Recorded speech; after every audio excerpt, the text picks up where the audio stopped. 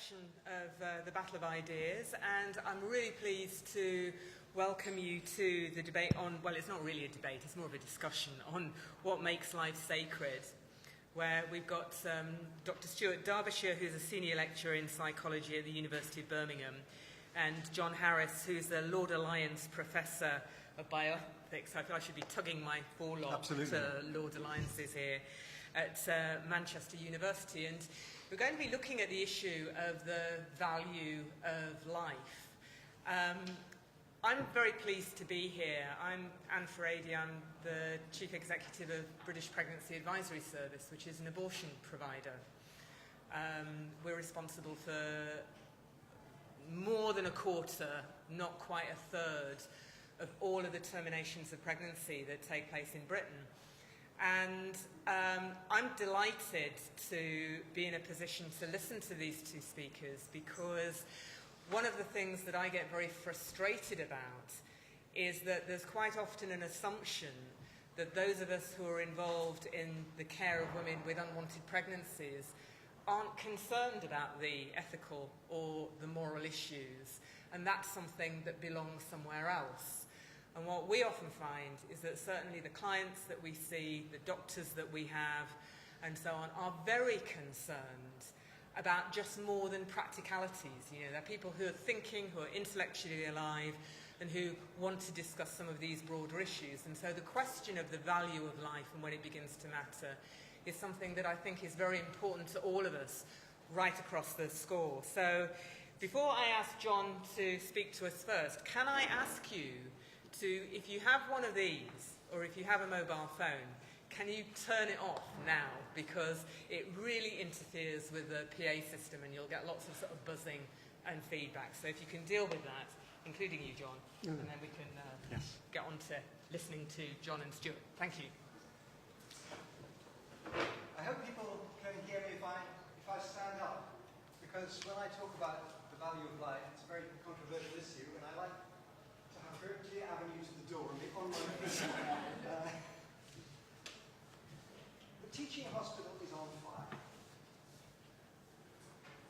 It contains a very large number of life forms. In addition to patients in various states of decay and illness at various ages and with different life expectancy, there are other life forms in the teaching hospital as well. There are doctors, there are nurses, there are cleaners, there are cooks, there are lots of bacteria.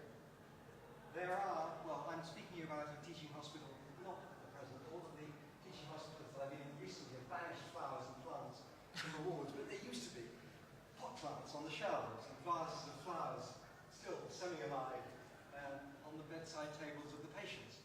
And because it's a teaching hospital, there is an animal house and some rats that they do decent things to, and some mice and various other creatures, and there is an IVF unit, what now is called ART, Assisted Reproductive Technologies, and that has embryos in the fridge and frozen sperm and eggs as well. Well, and of course there is the old favourite, which doesn't any longer exist either, the hospital cat. Now the hospital is on fire. How should we prioritise these life forms for rescue?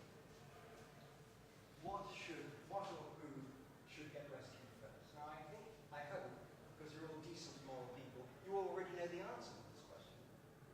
If you don't, you should be ashamed of yourselves.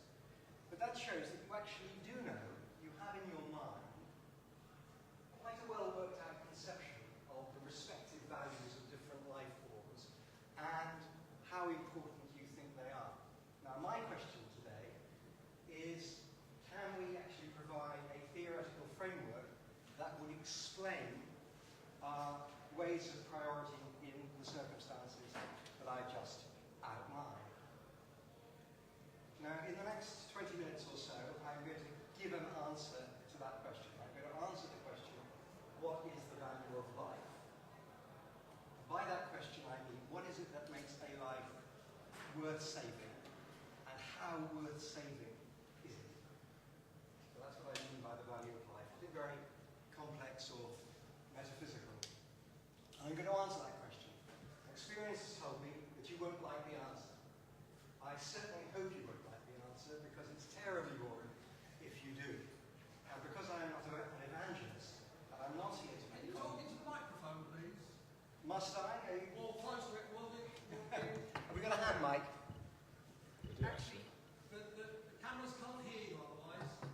cameras wish to hear me. Have we got a hand mic? We did have hand. Are the cameras life forms that we should worry about? Okay, is this on? Yes. Wonderful.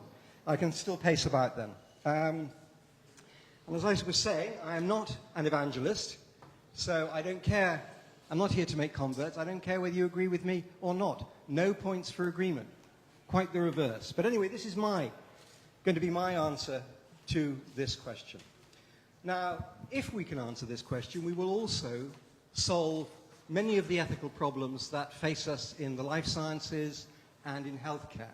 We will have an answer to questions about the ethics of abortion, euthanasia, experiments on embryos or on children, selective treatment of newborns, screening, and something I'm actually going to be talking about in a session at 1:30 in this meeting, namely how NICE, the National Institute for Health and Clinical Excellence, prioritizes its candidates for care. So my answer will be an answer to all of those questions. Now, many people have taken a sort of, I can't call it humanist because it is not necessarily atheistical, but have taken a human-oriented answer to this question. I've just assumed that the question, which lives are important, is the same question as which lives are human, and then the only remaining issue is when does a human life start and when does it end? And once we know those questions, we know the answer. Now, there are two problems with that approach. One is that it is what is these days in philosophy called speciesist. It exhibits an arbitrary preference for our own kind, defined as humans. Now, unfortunately, the history of our own kind is replete with shameful examples where people have prioritized care and protection for their own kind, defined in all sorts of arbitrary ways. Their own kind defined by gender, or by race, or by nationality, or by religion. And a preference for your own kind is not respectable unless you can show why your own kind is to be preferred, and moreover is to be preferred at the expense of other kinds. So that answer doesn't work. The other thing the sort of humanist approach prioritizes is the question, when does life begin and when does it end? So people tend to get fixated on the idea, when does a human life begin and when does it end? And the most popular answer to the beginning part of that question, as you all know, has been conception. But of course, human life does not begin at conception. What the elements that result in conception are already alive. Sperm is alive, eggs are alive. They develop prior to conception. And of course, conception may not result in even a human embryo. It may result in a hydatidiform mole, a cancerous multiplication of cells that threatens the life of the mother. So when does life begin is not particularly helpful. And of course, well, I'll come on to other problems about that. And when does life end is very difficult as well, because are people in permanent vegetative state still alive? Are people whose bodies are warm and the blood circulating but who have permanently lost all brain function alive? These are all puzzles, and although they could be answered, the answers, as I want to try and show, are not particularly helpful. The other problem with Anne's end of the business, the embryo, is of course that the embryo is a terribly uninteresting creature, particularly the early embryo. One cell, a zygote, can't feel anything, can't think anything, can't hope anything, has no plans. It is far less interesting than a cat or a canary or the Sunday roast. So why does it get priority? Well, one popular answer to that question is it's not wonderful for what it is, but it has potential. It has the glorious potential to result in the sort of wonderful creatures that are in this room now. Creatures that we all believe unambiguously have value and have rights. The problem with the potentiality argument is that it both proves too much and too little. And it's worth just taking 1.5 minutes to say why the potentiality argument does not work. The first reason is that it argues for too little. It is, and it's a sort of logical objection. I'm a philosopher, which means I don't have any visual aids, and I just believe in talking and arguing. And the logical objection is that acorns are not oak trees, eggs are not omelets.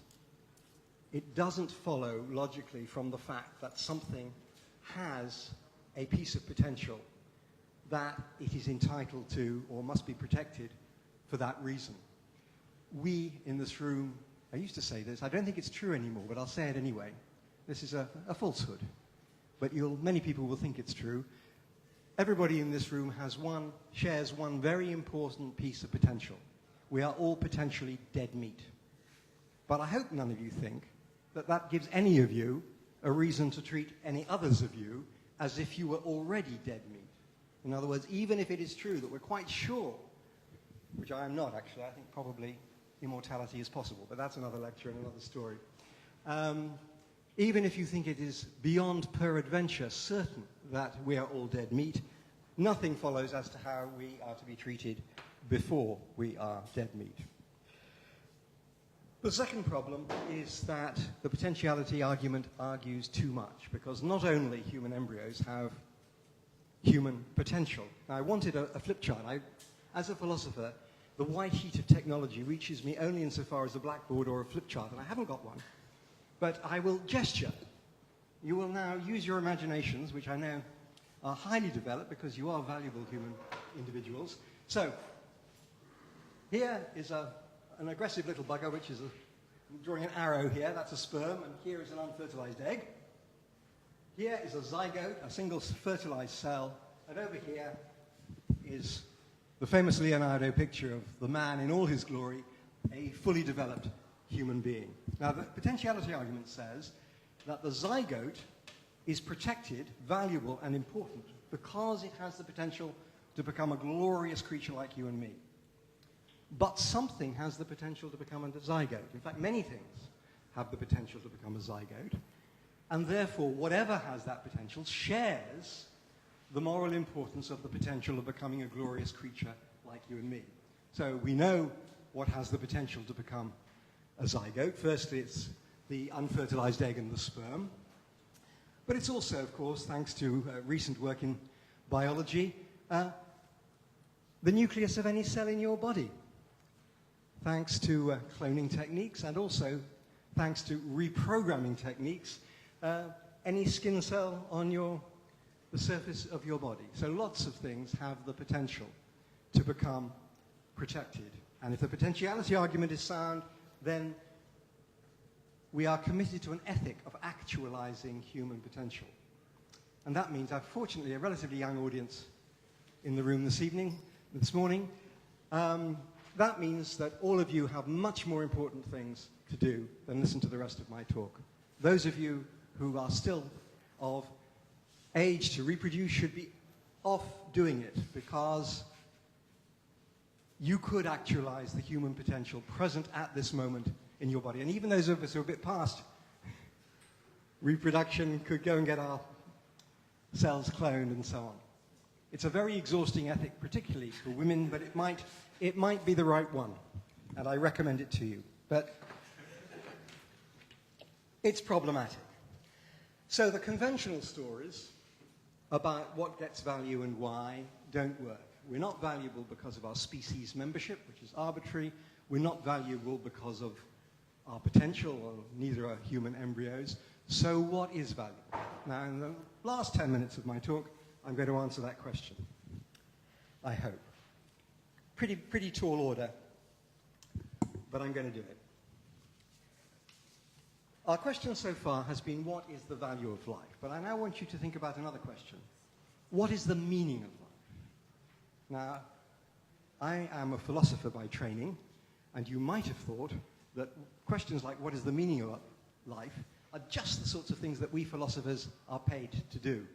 And all I can say on our behalf is that in the 3,500 years or so that philosophy has been a going concern, we've not managed to answer that question. And the only excuse that I can offer you is that we are not paid on clinical scales.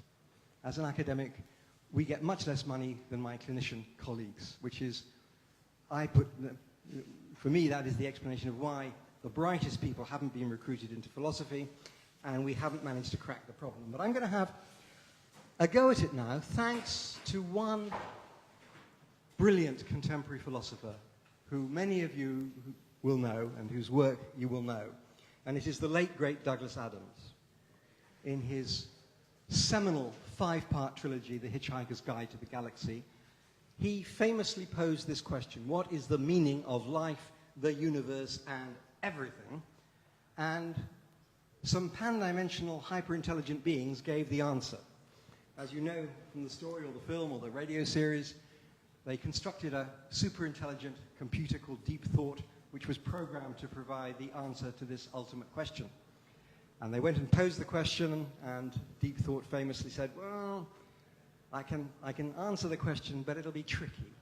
It'll take me 7.5 million years to run the program to provide the answer. Well, 7.5 million years later, the hyper-intelligent pan-dimensional beings go back, repose the question, and get the famous, notorious answer, 42. Now, I think that is a really profound piece of philosophy, and I'm not kidding. And this is the reason I think it is profound.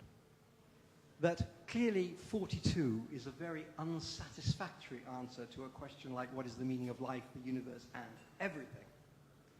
But if we think about it for a minute or two, we realize that although we're quite clear that that is an absurd answer, even a funny answer, and clearly an unsatisfactory one, we are at a loss to know what a better answer would look like. We have no idea what a sensible answer to a question like what is the meaning of life would be. And that, I think, shows us that the question is unhelpful.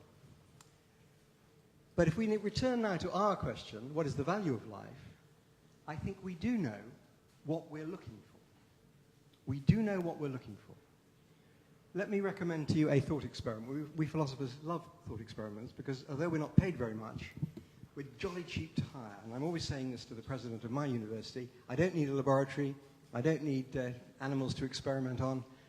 I just need somewhere to invent thought experiments. And this is a thought experiment, a very familiar one. Are there people on other planets? Are there people on other planets elsewhere in the universe? We don't know the answer to that question, but we know what we're looking for. We do know what we're looking for. But let's start with what we're not looking for. We're not looking for human beings.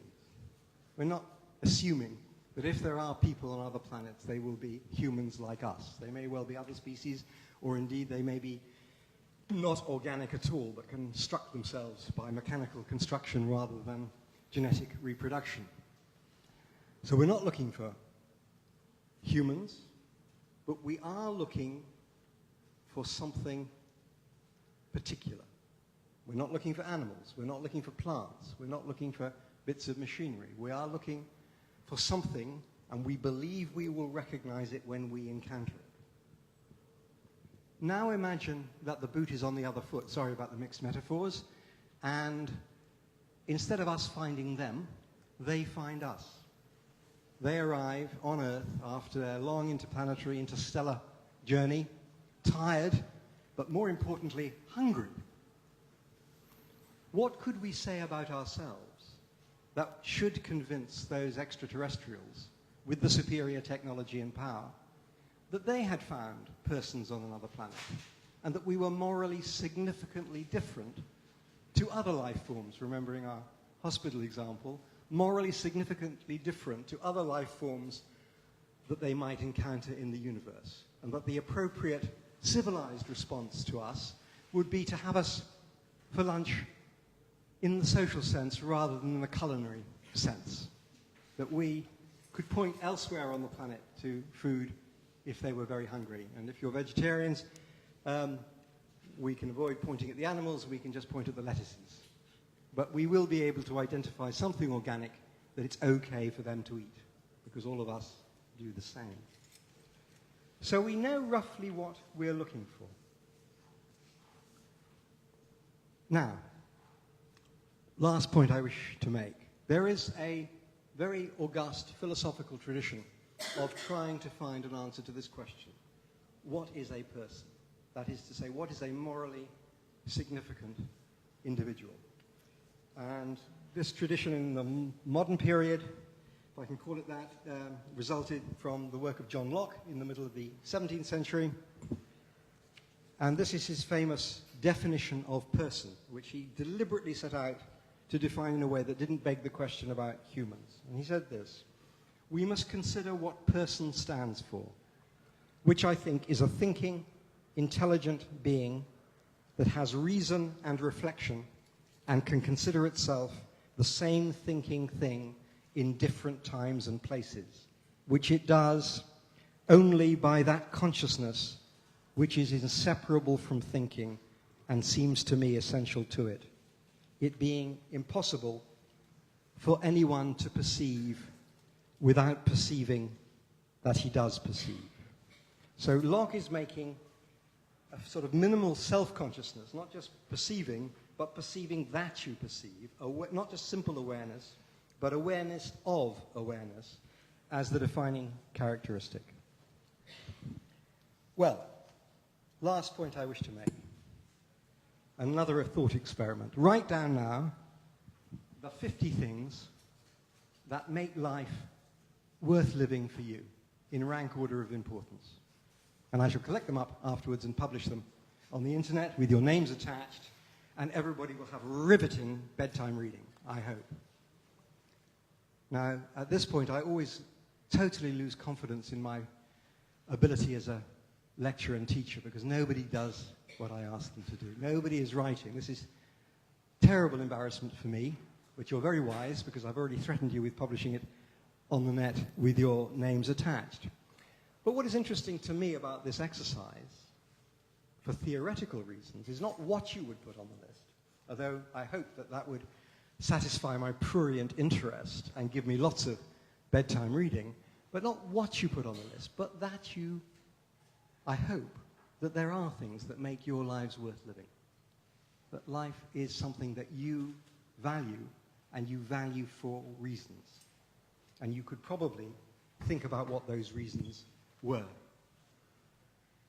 So my answer to the question is, if you ask, what sorts of creatures have valuable lives? My answer, thanks to this little thought experiment, is the sorts of creatures that can value their own existence. And that's you and I, thank goodness. Otherwise we'd be really in trouble. But it's also possibly individuals elsewhere in the universe. It's possibly some other life forms on this planet that we know of, but unfortunately or fortunately, not many. Unfortunately, because it would be interesting if there were more. Unfortunately, because we do need something to eat, given the way we are physically constituted. So, this account gives also an account of the ethics of the wrong of killing. It's wrong to kill a creature whose life is valuable to them, who can value life. Why? Because you thereby take from them something that they don't want you to take. So killing is wrong because you end a life that the individual whose life it is doesn't want ended. It is not wrong to end the life of a creature that cannot conceivably want to live. So to want to live is also to have the capacity to want to die. So my account gives lots of very simple answers to many of the main questions. Abortion is not wrong because embryos cannot want to live. They cannot be wronged by having their lives ended. The same is true of most animals, but not all. The same is true of lettuces, cats, canaries, and the Sunday roast. Those who do want to die are also not wronged by being helped to die. So it answers the question about the ethics of voluntary euthanasia. It has some problems, but since I've talked at a long time, I will leave you to discover the problems. But I leave you with that thought, that if you don't like my account, that's fine with me. But you owe it to yourselves to produce your own account, because you act in the world in a way that makes distinctions all the time as to the relative value of other living things. Whether you're trying to kill viruses that invade your body, or whether through vaccines we have He actually eliminated a whole species of organism, namely smallpox, to the food that you eat and the choices that you make. So you all act as if you knew the answer. And I am very self-satisfied that I actually have a theory about it, which is more than most people do. But if you don't like my theory, fine. It's up to you. Thank you very much.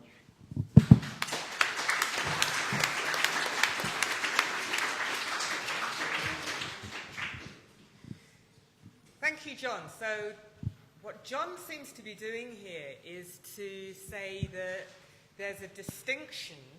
Am I right in interpreting you this way, John? That I'm sure you will. That there is a distinction between the way in which we regard creatures that value their own existence, that have a sense of themselves and a sense of their destiny and a sense of wanting to live and wanting to die, that is different from creatures or beings that do not have that. Is that a kind of... Different in a particular way. Different in a way that makes sense of the idea that their existence is valuable. Yeah, spot on. Right. Now, before I throw this open to question and debate from you, I'm going to introduce Stuart, who I've come across from a very interesting perspective, because in some ways, Stuart, I think, will pick up on some of the points that John has raised, which is why we're going straight into him rather than a period of questions here. And Stuart has done an enormous amount of work on the issue of what fetuses in the womb experience, and looking at some of the points that John was raising about their potentiality, and at what point the fetus in the womb or the embryo is simply like the sentient beings, the conscious beings that we ourselves are, only at an earlier stage. And Stuart's been doing some work on a particular issue that has come up in this debate, which is about whether fetuses can experience things in the way that we ourselves do. So it follows on quite nicely. So if I chuck it over to Stuart, Stuart can give us his views, and then we can think up your questions and points of challenge. Okay, well, thanks very much, Anne. You don't scare me, so I'll stay sat down, that's fine. The question scares me a little bit, though. What makes life sacred? And when Anne and Jenny asked me to consider this question, my first thought was, oh, Jesus. Which is one answer, as it happens. If you look in the English dictionary for the definition of sacred, the first two are connected with God, or a god, or dedicated to religious purpose, and so deserving veneration, or regarded with great respect and reverence by a particular religion, group, or individual. The other definition is that sacred is regarded as too valuable to be interfered with, or sacrosanct. So it would seem that sacred refers to at least something associated with value. And so we're addressing the question of what is it that makes life at least valuable, which I think is the point that John was making. Most of us have an intuition that it's better to live than to not to live, which is interesting because we know that if we didn't live, we wouldn't know anything at all. Oblivion doesn't experience at all. So we're kind of saying that it's better to know. Knowing that I am something has a value for me, and I assume that it has some sort of value for you as well. What this also means is that what we value about life is not flesh and blood. We need flesh and blood to live, we know that, but life is more than just flesh and blood. This was a point put forward many years ago, 500 years ago, by Descartes. Descartes separated human beings into the mechanics of their bodies and their rational soul. The mechanics of the body might explain certain facts about how bodies behave, but human beings are more than just mechanics. What you appreciate about your friends and family is probably their creativity and their personality, not the terrific way their heart pumps blood and their neurons fire. It's the non-machine-like qualities of friends and family that we admire and we relate to. The problem with Descartes is that he never adequately explained how it is that the mechanics of our bodies relate to the thinking, feeling beings that we clearly are. How is activity in the body's nervous system translated into the mind's experience of colour, sound, smell, taste, and so on? Descartes' answer to this question is notoriously obscure. He suggests that it's by divine arrangement that the translation takes place. In other words, Descartes says, God does it. I recognise that there is a religious element to the word sacred, as we've already discussed, but but I'm going to boldly state that God does it is a particularly rubbish answer. I think we need a better answer than God does it. One answer to the conundrum of how we get from flesh and blood to experience is to state that we just do. This is the kind of answer that people like Daniel Dennett and many others have reached in their writings. What they say is that activity within a sufficiently complex or appropriate nervous tissue will immediately deliver the distinctive qualities of our experiences, such as the redness of red, the coldness of cold, the painness of pain, and so on and so forth. So, what makes life valuable, if not sacred, might be found in flesh and blood after all. As Anne has pointed out, I'm sat here because I have, since about 1994, been pestered by the question of whether or not a fetus can feel pain.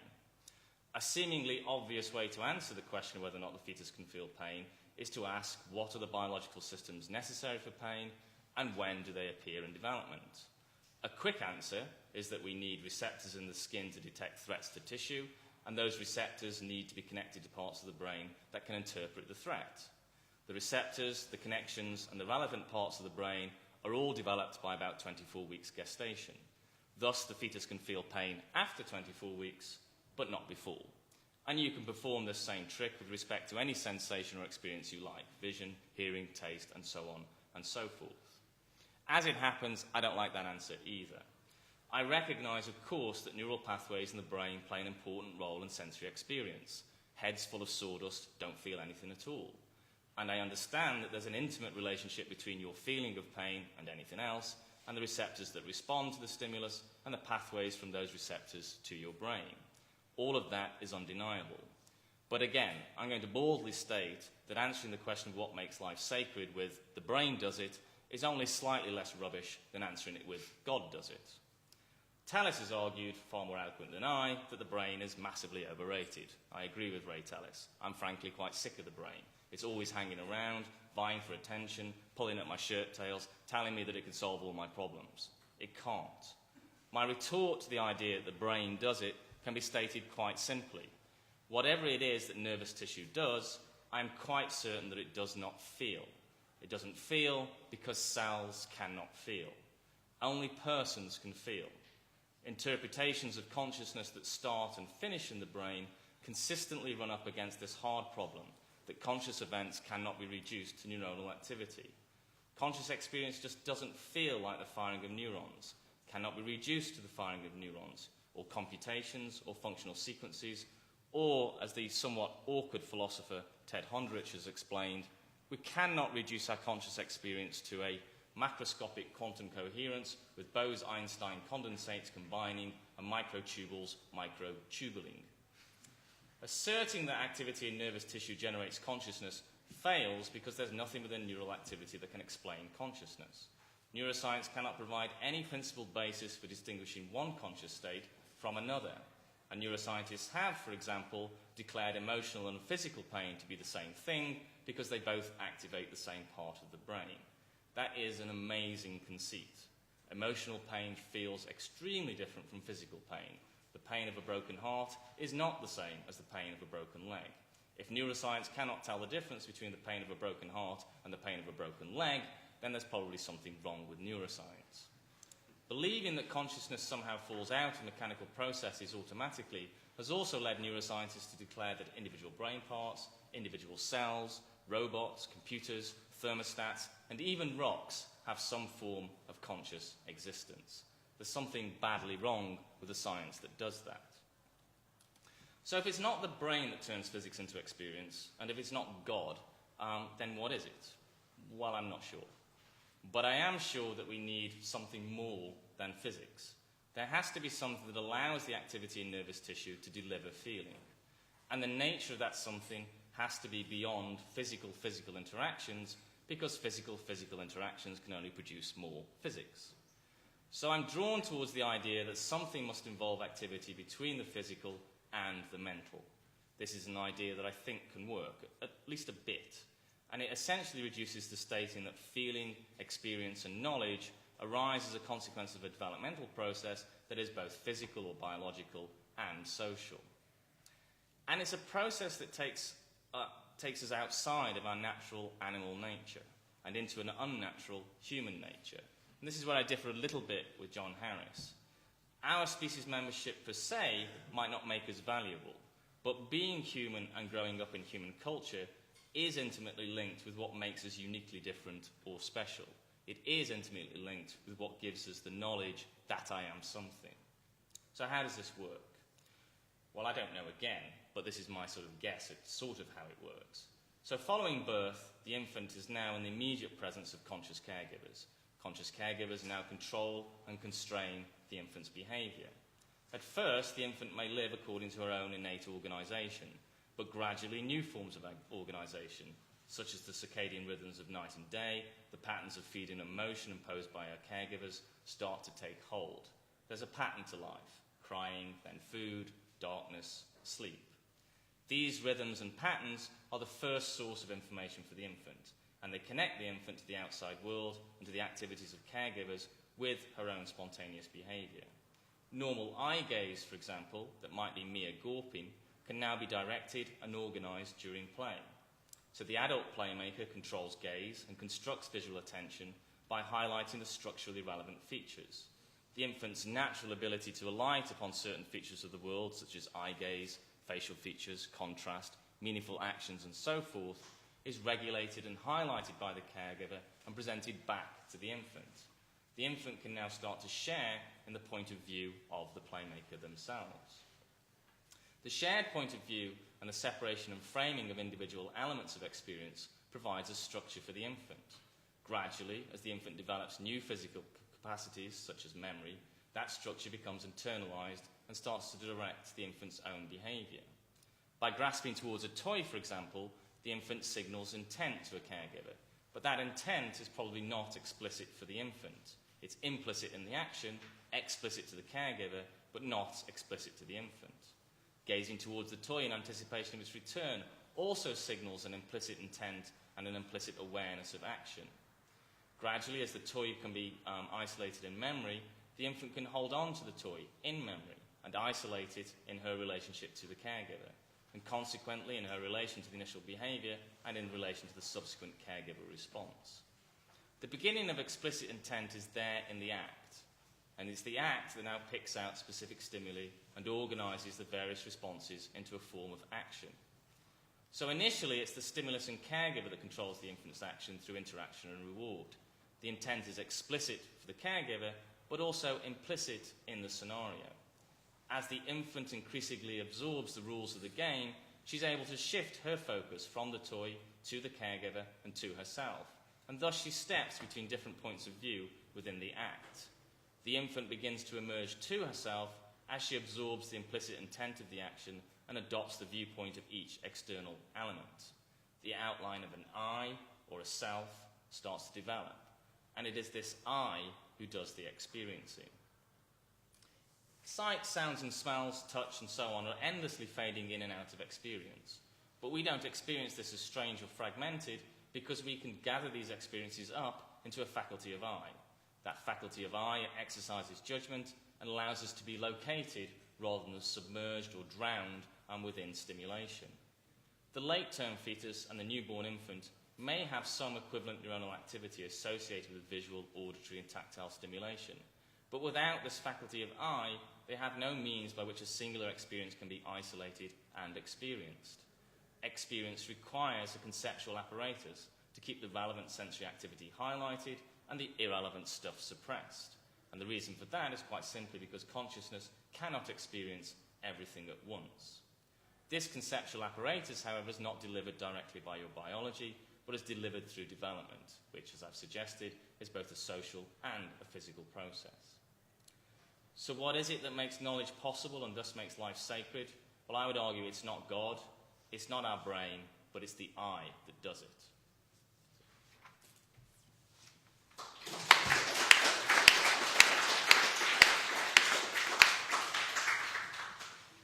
Okay, well, turning back over to yourselves as eyes, I'll see if there are any questions that people would like to pose to the speaker.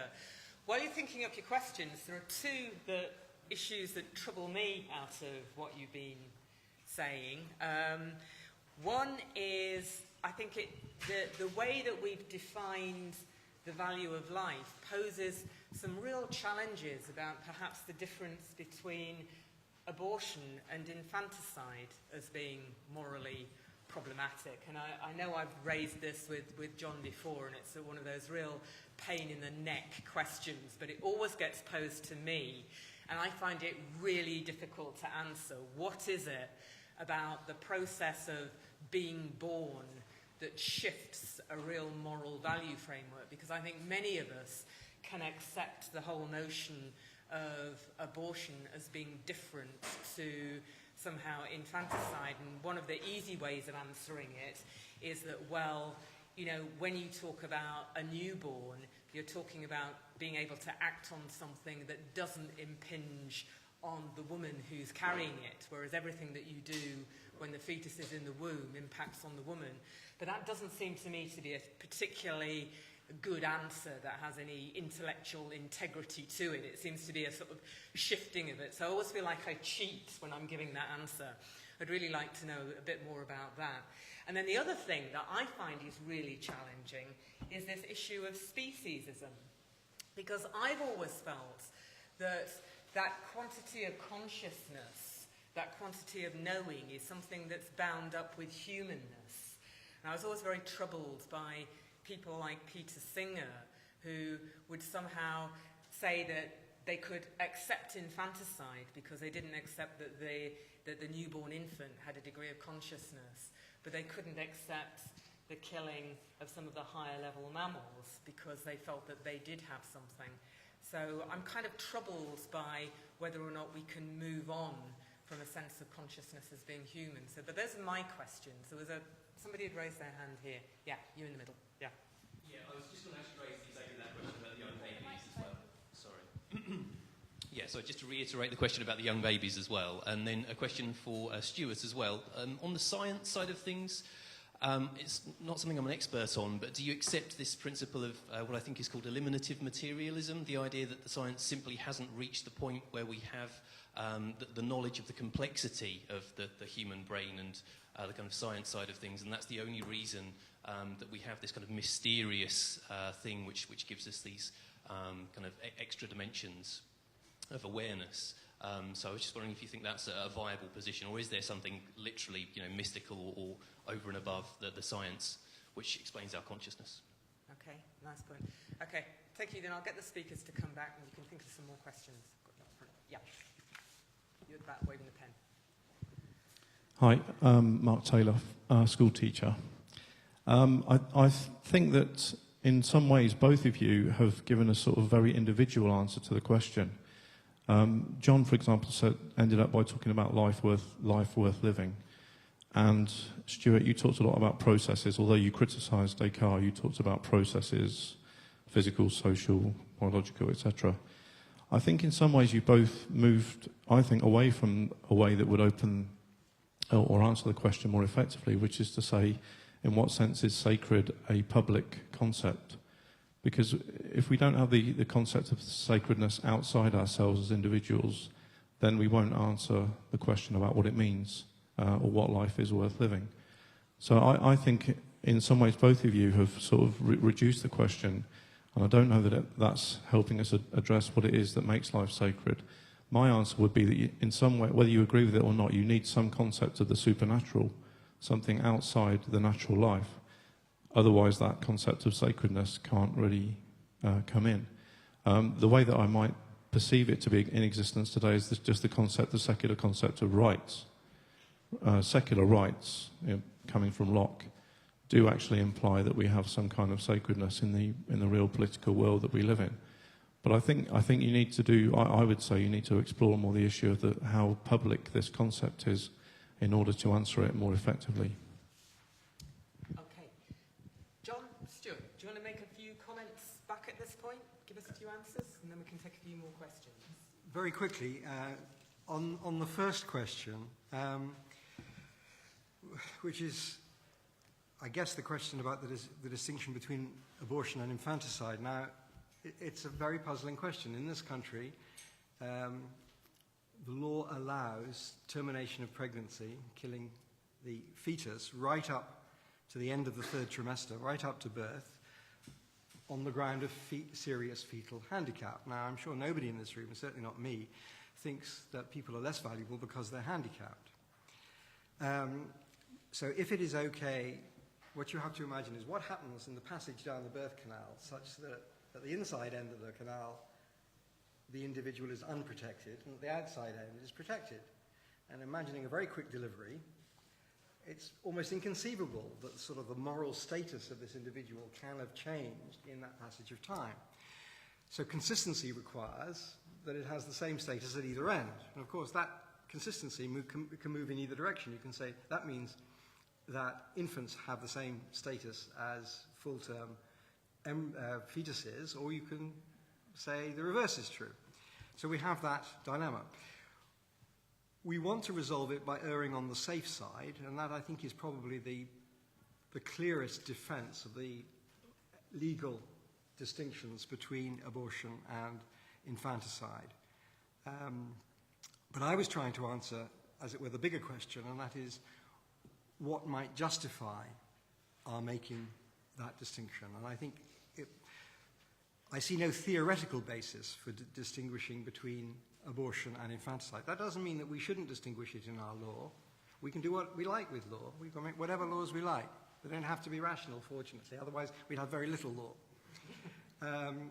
But we do have to be conscious about the extent to which that distinction can be sustained. Now, Anne raised a very interesting question about the sort of the woman's rights approach to the issue of abortion. And I'm not sympathetic to the woman's rights approach for two reasons. One is that it seems to me that a woman's entitlement might be to eject the fetus from her body, but I'm not sure that it extends to pursuing it with an axe after it's been ejected and making sure it doesn't survive. In other words, if there is a right to abortion based on women's rights, it's a right not to have the fetus inside you, not a right that it dies. And that raises a very complicated question about, a lot of people think that viability changes the ethics of abortion. And of course, we're on the verge of an era where viability will be total from conception, thanks to what's called ectogenesis, the possibility of an artificial womb. So if viability answers the question, then in the future, no emerging human individuals will be able to be killed at any point. It might be an advantage, it might not. Second question, which I thought was also very interesting. While I myself do not have a spiritual cell in my body, so I'm totally uninterested in religious answers to questions, the questioner, I think, is right to say that sacredness can have a public dimension. And so I would want to distinguish, if you like, the answer to the question, what is sacred in this particular society at this particular moment, from the question which was the one I was trying to answer, what should be sacred? So I think the question is right to say that, of course, all our concepts are concepts in a natural language, and that depends upon what people believe about them. Interestingly, I sit on a committee of various national academies at the moment, looking at the issue of the ethics of creating animal-human mixes that might actually be creatures. So at the moment, we know there are a lot of interspecies embryos around, embryos for research purposes, which have human and animal elements mixed. And a very interesting question that we're trying to address is what would be the ethics of actually creating such a creature?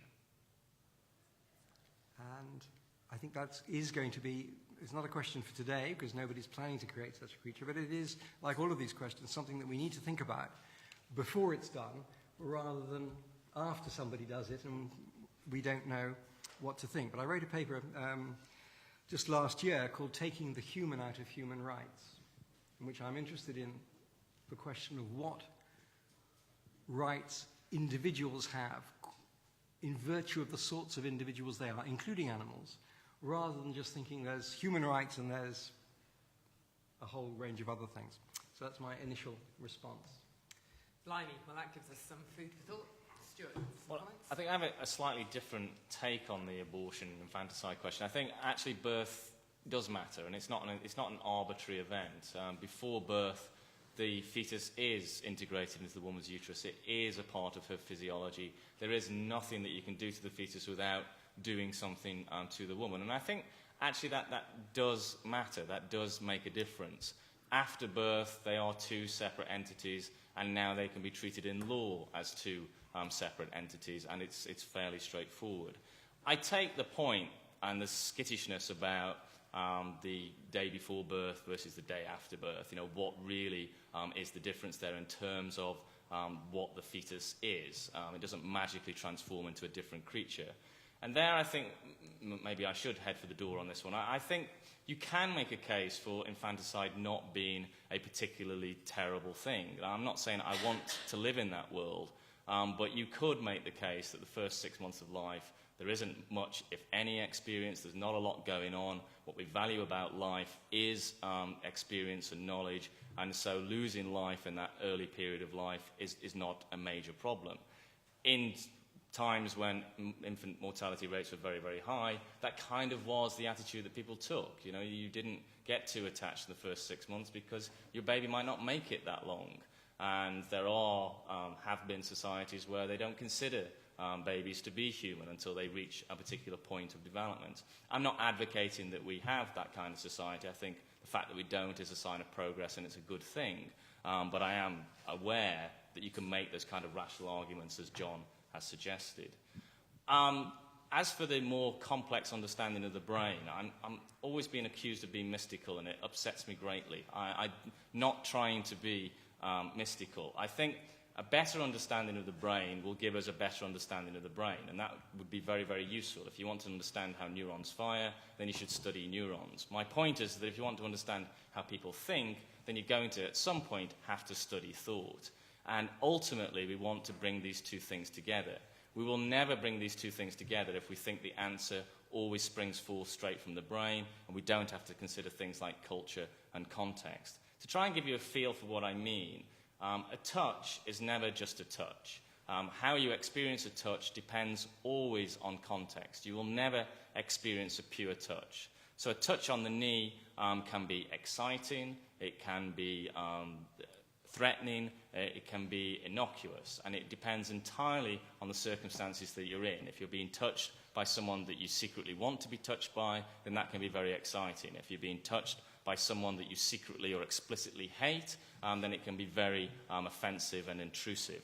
And the physical components of the touch can be exactly the same in both situations, but the way in which you experience it, interpret it, are vastly different. And that's connected to the context, and that's connected to your development, the conceptual apparatus that you bring to the table. So we have to integrate both these things if we're going to understand experience. Great. Go ahead. Can you just wait for the mic? It's some complicated thing about the filming. Sorry.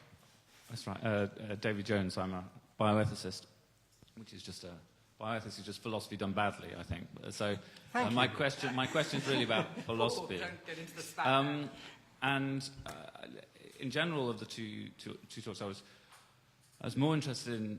Well, I was fascinated by Stuart. I have a concern about theory, about people being in the grip of theory, and I think very often, not always, but very often, it's better not to have a theory than to have a bad theory. I'll just have that as a sort of prejudice I have, maybe. But what I want to ask is, it's a bit about theory, because it's about rationalism, really, about how important reason is to us, and other things apart from our reason are to us. And we've been talking as though the judgments we make are just judgments of reason, as though we who are making them are not human beings. So the way in which we, say, react to a child is a rational, scientific weighing thing, rather than a bonding thing, for example. And there might be a difference between how you react to your own child and how you react to somebody else's child. I mean, obviously that can build in prejudice, but there's a I suppose I want to build in the human, not the human of other humans, the human of our human, and how we making value judgments is about us as human beings having relationships which are also to do with social and physical relationships, and not just making rational judgments. So I want to ask how that figures. And related to that is about human equality. I must say, there may be an answer to it, but I just myself cannot see how, if you make consciousness or rationalism or rationality the basis of value, some people are not just more intelligent than others, and some people are not more sensitive than others, some people are not more valuable than others, in the sense of what they might get, or the sense of the votes they have, and that sort of thing. And I think both democracy and human rights are rather threatened by a notion that what is valuable is related to intelligence and sensitivity. Thank you. Good point. The back.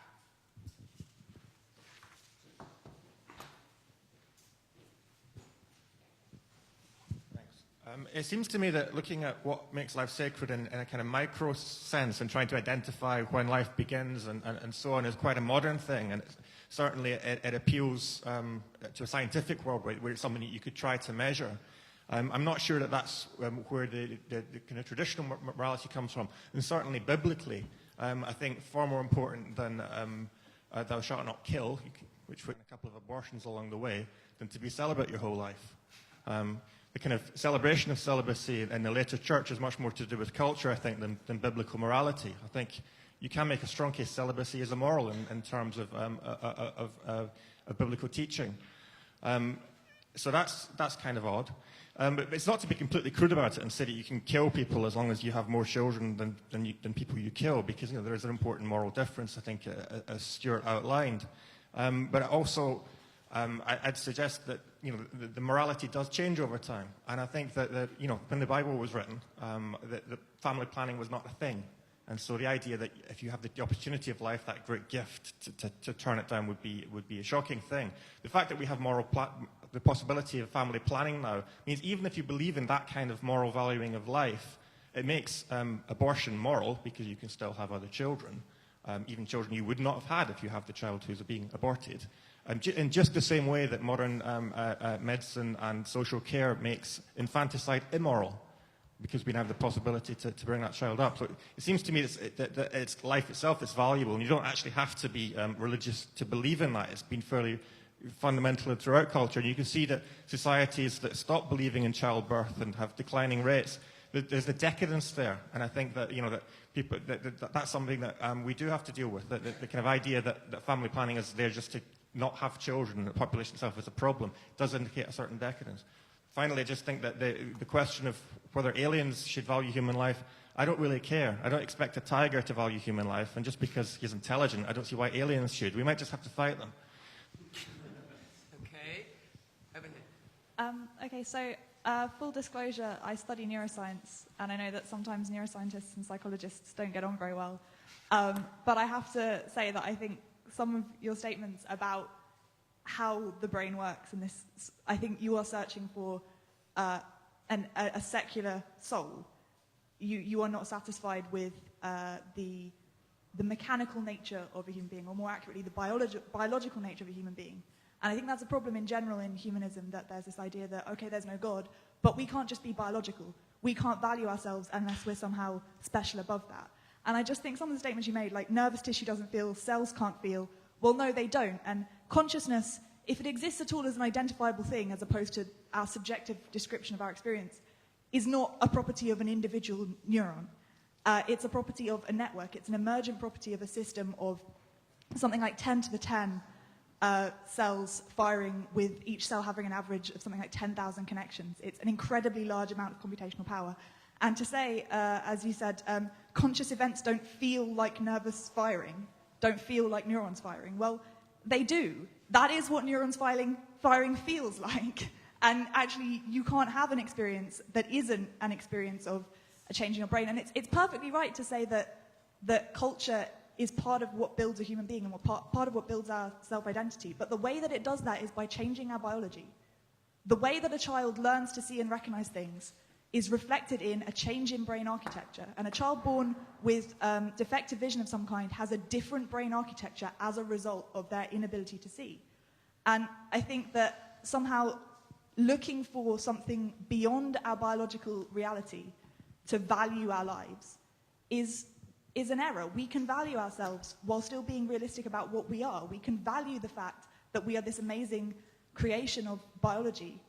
We don't need to be mystical about it. And that is what you're being. Okay, I am going to give the speakers quite a bit of time to come back at the end, but I would like to keep the discussion going for the time being. Are you guys okay with that? Yeah. Okay, I'll give you 10 minutes each, 7 minutes each to come back at the end. There's a guy here, and then I know there's a load of hands here, so, yeah. Thanks. I'm just surprised that we're expecting to find the answers to ethics in physics. It seems to me that a lot of the time we're expecting that the nature of the world that we can measure scientifically is what will tell us where the value is. And that to me seems a sort of odd elision of two quite separate domains. I wonder why that's happening. And my initial sort of interpretation of why that's happening is that we seem to have absolutely thrown out the notion of the subject or of an intersubjective realm, or this idea that Stuart proposes of the separability of yourself from your body as you learn, as you become able to model other people's perspective on you, and you're able to then take a kind of an outside-in view of yourself as an entity. That whole process of intersubjectivity seems to have just been lost. And so, yeah, it comes to seem to be mystical, whereas I see it as something that's actually a very substantial domain, and actually the right domain for ethical questions to be worked through in. Okay, so we've got a lot of stuff on the table here. I love this concept of the secular soul. So we've got sort of where on earth that comes from. We've got issues about species membership. We've got issues about the right area to be looking at consciousness. But Christian, you're... Christian Fiala, a gynecologist from Vienna. I think the question of how sacred life is has to be seen in the context of fertility. And until 100 years ago, actually there were very few abortions being performed because it was much safer for women to deliver a child and then give it into care. And it was understood that the child had a high chance to die. And this was so frequently, evenly encouraged or organized by states at certain times in history that most languages created a term for this kind of profession and called these people angel makers. To my knowledge, English is one of the few European languages which doesn't have this term of angel maker. But whenever you have a chance to go to another or to talk to someone from another country, everyone, especially maybe the younger generation, have forgotten it. But the term angel maker is a fixed term. It was so widespread that until these days, this term remains in the social conscience. And obviously, in 35 years of fertility, if women have no access to contraception, they had about 15 pregnancies, about 10 deliveries, and about 8 children survived, and they breastfed each of them for 2 years. So under such a context, the sacredness of life has a totally different meaning than today, when women have 1 or 2 or maybe three pregnancies throughout their lifetime because they have access to effective contraception. So I think we need to answer this question, how sacred is life, in the context of fertility. How many pregnancies are we talking about? And in the context of women's education, it's not just contemporary women, it's educated women that only have their 1 or 2 children. Well, education obviously is important, but if you're lacking the technological ability to produce the pill, or if you lack the scientific knowledge to understand what hormones are, and therefore you cannot produce the pill, or you cannot produce an effective IUD, education, that doesn't help you. So the real advance was the discovery of fertile days by Knaus and Ogino and the development of effective contraception. Okay, right. Who else was indicating? I've had no directions about what would constitute an alarm to evacuate the building. So Jenny's just gone off to see what this racket's about, and we'll just hope we don't roast if we stay here. Frank at the back. Anybody feeling warm? just getting back on this question of sacredness, the way around the problem is to take a non-religious understanding of it. And sacred from a cultural, sociological point of view simply means that which we can take for granted. So when people say, is nothing sacred anymore, what they are really saying is that nothing we can take for granted anymore. And one of the problems that we have in contemporary society is that the kind of things that we can take for granted has diminished to a considerable extent. But that doesn't mean that the choices we're forced to make between euthanasia or against euthanasia, for abortion or against abortion, are moral questions. So when people in the audience were talking about is abortion moral or immoral, that's actually a wrong way of posing it, because it's, a moral question has got to do with fundamental moral principles like truth, like respecting another human being. And the very fact that we talk that way indicates a certain impoverishment in the way that we're discussing these things. My question is to John, which is really the sharp separation you made between meaning and value. When you said that meaning is a very difficult transcendental question, whereas value we can deal with a little bit more. But couldn't you just say that the two are actually closely connected together, and one's value of life is influenced by the meaning that we may well very individually, but nevertheless kind of attached to that. And that in many respects, the reason why we have a problem with meaning is because that's a cultural accomplishment rather than a philosophical one. And we've tried to find philosophical answers to what is in fact something that cultures decide in a fairly kind of variable way. But in fact, when we're talking about the value of life, we actually are not a million miles away from talking about the meaning of life. That makes any sense. Okay.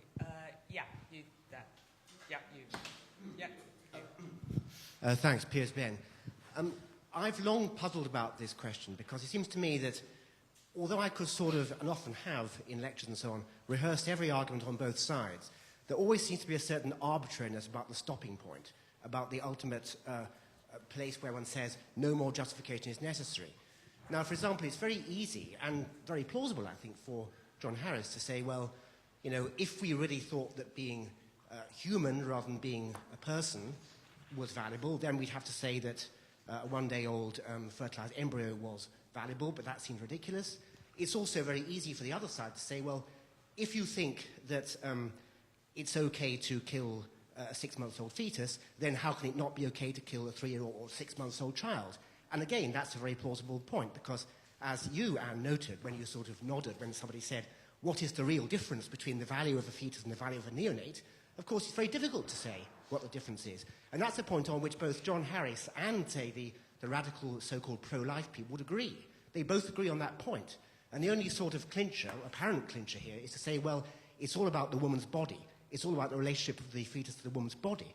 But then, as you, I think, Anne, seem to acknowledge in your nod, there are difficulties there too, which I think need to be gone into. So but that's just a way to my middle point, which is, there are those who say, look, it's just arbitrary prejudice to say this is valuable because it's human. This is either hand-waving or else it appeals to a discredited religious conception. That's one view. Another view says, well, okay, what's so important about the value of being able to value your own life? Why should that be the stopping point? And indeed, what is the criteria for deciding on the rationality of the stopping point? That, I think, is the underlying question behind all of this. What makes it rational to stop at this point rather than that stop? What kind of meta-rationality, if you like, do we have? I wish I knew the answer to it, because I've long struggled with it, but I have not found it. Okay. Any other questions, points? Yeah.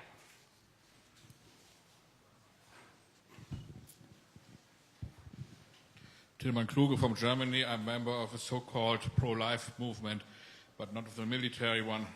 That would not be fair against the women. Let's do it another way. I want to oppose with what John Harris had said about the potential, connecting that with the sacredity of life. I think God did not make perfect people, and that is why they have thrown out of the paradise. Get an apple from a snail. Well, but if you eliminate a cell and the potential, people never will have the chance to make questions because they are not perfect. And the first question could be to the parents, which are not existing, why did you kill my cell, my first cell? questions or points before I ask our learned speakers to come back? I'm still struggling on this species issue about the specificity of is there a human thing, and maybe one of the reasons why I'm kind of bothered by this is that I remember my kid asking me when he was about 4 years old, and we were driving through the countryside. I live in Kent, and we were driving past a farm, and he kind of looked at me in that sort of young way and said, "Mum, do sheep know?" And you kind of think that's actually a really profound question that I think probably we can say no sheep don't know, I don't think. But then, you know, John seemed to be implying that maybe there's something about grey apes or something that know. I don't know. Once read something that was basically making the point that, you know, when grey apes could build a Parthenon or write Shakespeare, then maybe we might have the same respect for them that we have for the human species, but I'm not sure that's entirely satisfactory. So, any other final points before we come back? Down front here. Yeah. If there is time in your responses, I would just like to hear the speakers comment on what role they think language plays in the development of self-awareness. Yeah, great question. Okay, yeah, finally. Yeah. I just wanted to say, in agreement with the lady over there, I have done other things as well, but having had children, I've been more struck by just how powerful and potent biology is, and caveman instincts and gender being so crucial to personality. And I just wonder what makes humans, because they value themselves, why does that make them more valuable? Why should we be right just because we're humans? Presumably the mother sheep and her protective instincts to her child sheep are just as valuable as ours are to our own babies. Okay. Right. Anything final for responses? Okay, so we've got about 10 minutes for summation, so about 5 minutes for each of you to come back on this wealth of points. Stuart first. Okay, so there's a lot of points. I think I'm just going to address 2 of them, really. So I think, first of all, right at the beginning, you asked a couple of questions, although it posed as one question. If I can try and break it down, I think you asked, on the one hand, you said value judgments are themselves sort of culture-bound. And on the other hand, you asked, aren't there some people that are just more valuable than others? So those 2 sorts of questions were connected. So I would say, yes, value judgments are themselves, of course, culture-bound. Today, as it happens, we have a bit of a downer on human beings. We don't think much of them. We tend to think that we are destructive, we tend to think that we're terrible, we tend to think that we are no better and maybe even rather worse than an awful lot of animals. I'm chairing a session at lunchtime on do apes have rights? You could have asked that question 100 years ago and people probably would have laughed. Don't be ridiculous. Whereas today, that's a question that's taken very, very seriously, and that is a product of our cultural state. That's a product of today. You also ask, are not some people just more valuable than others? I think that's a trickier one. What I would say is that all people are valuable, and the reason for that is that all people can engage in a collective effort to make the world a better place. Of course, they can engage in a collective effort to make the world a worse place as well. But generally speaking, human beings can't solve problems all on their own. You know, I didn't make this microphone, I didn't make this pen, I didn't make this table that I'm leaning on, I didn't make most of the things that I use every day of my life that make my life easier and better. It was other groups of people that came together and did that and made those things that make my life better and easier. In other words, human beings have this ability to work together to solve the problems that we face and thus expand the possibilities for human action. Through history, through collective effort, we make stuff that makes things better and opens up new opportunities. And that's why more people is a good thing. Birmingham, I think, would do very well to have an extra 3 million people in it. It's not a popular argument, but I think it would be a much better place if it had another 2 or 3 million people in it, would be able to do more things. And I think that actually connects also to this question about neuroscience. Now, just to bring my neuroscience colleagues back on side a little bit, I am not, again, arguing that there's some sort of mystical influence in the world that's guiding our thoughts and actions. That's not what I'm arguing. I understand and agree that everything that happens to us, everything we experience, feel, think, and do, is mediated through our brains and has a physical substrate that's necessary for it to happen. Brains are necessary for the existence that we have. Without brains, we wouldn't have the existence that we have. We wouldn't have the thoughts, feelings, and experiences that we have. What I am arguing is that you can't explain the whole of your life through your brain. What you are, who you are, what you think is not entirely of your own making. The content of your mind doesn't just fall out of your brain. So somebody asked about language. Language is an extremely good example of that. If I put you in a barrel when you were born, fed you through the bunghole and didn't let you out until you were 20 years old, you wouldn't have language, and you would lose an awful lot of experience as a consequence of that.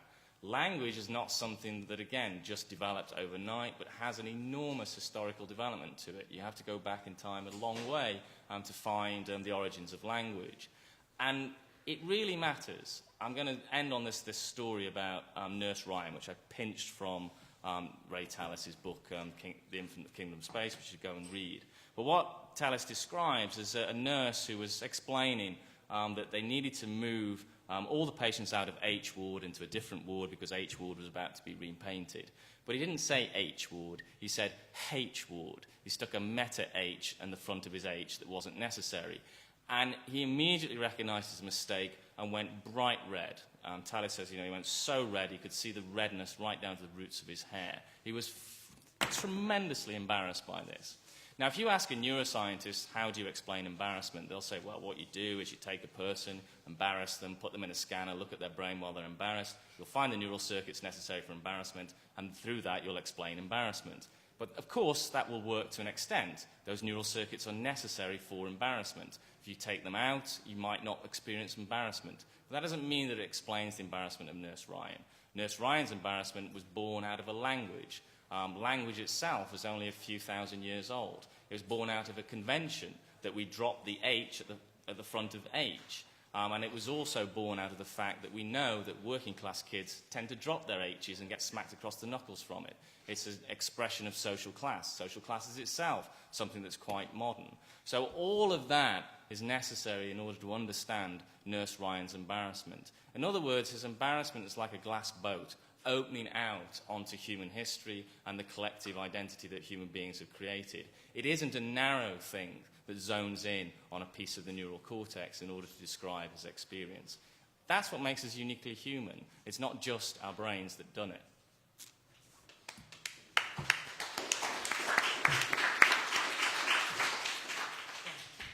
So many wonderful questions, and I won't do justice to most of them, and of course I will avoid the ones I don't know how to answer.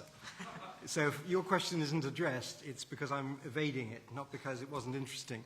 But one of the early questions from David Jones, who identified himself, so I know his name, about being more intelligent. Fortunately, my criterion is a threshold criterion. It doesn't admit of that sort of problem.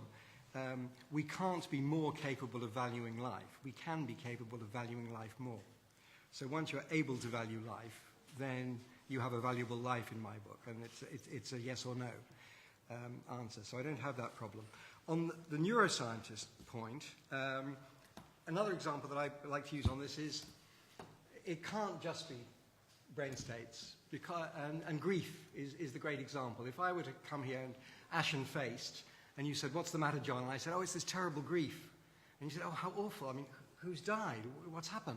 And I said, oh, nobody's died. I'm just subject to grief. I mean, that would be incoherent. Because grief is it's a necessary condition of experiencing grief that you've lost somebody. If you haven't, it ain't grief, whatever's going on in your brain. I mean, it's analytic. On the pro-life point, unfortunately, neither God nor nature are pro-life. Nature and God are prolific wasters of life. And you could not possibly have unprotected sex, let alone try to have children, if you valued the embryo. Because the failure rate of human reproduction is about 80%. That means that everyone in this room is sitting here thanks to over the dead bodies of between 3 and 5 siblings that had to die probably in the first few weeks of their existence in order for you and I to be born. If you really were pro-life, you would not procreate and you would not have unprotected sex, because that costs the lives of embryos. and I recommend it to all pro-life people. I think they should give up on procreation. Last 2 points.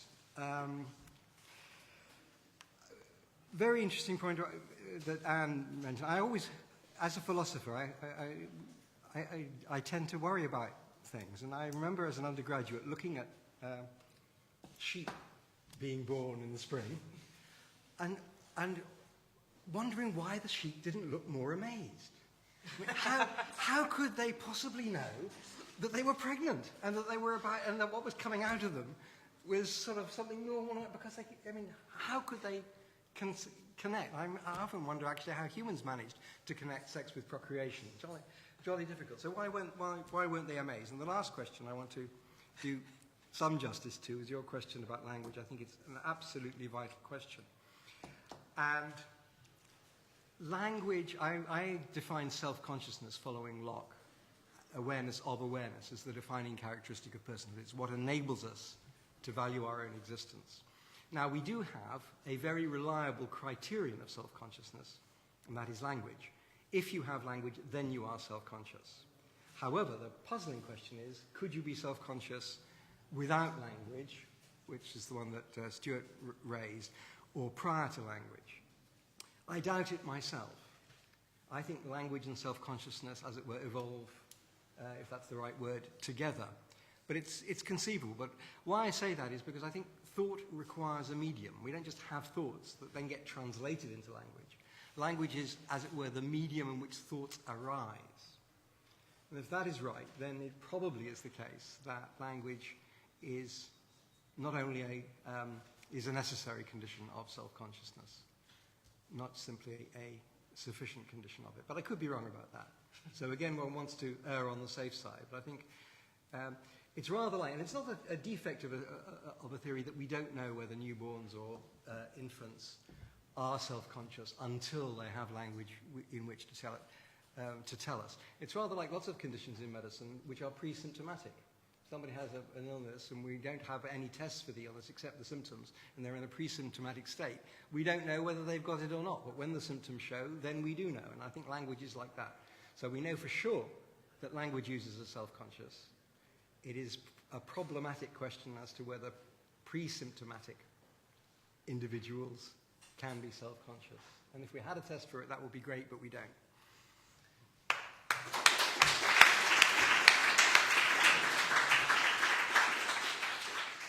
Well, thank you very much to both of our speakers for setting up some extremely profound questions and problems that we can mull over in different ways in the rest of the conference. In this room, in 15 minutes, there's a discussion on conscience and conscientious objection. Stuart, as he indicated, is also chairing a session on grey apes and whether they have rights. So lots of interconnected stuff going on. Thanks very much to the speakers. Thanks to you, and particularly thanks to Jenny Bristow for putting this session together. So enjoy.